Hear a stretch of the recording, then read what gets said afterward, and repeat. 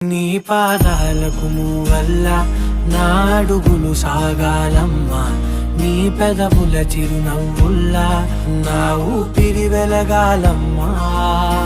నిరంతరం నీ చంటి పాపల్లే ఉండాలి నేనన్నాళ్ళకి, నిన్ను దిలెంతగా ఎదగాలనుకోనే అమ్మా.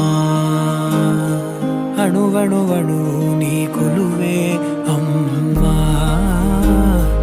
ఎదసడిలో శృతిలయలు నువ్వే అమ్మా.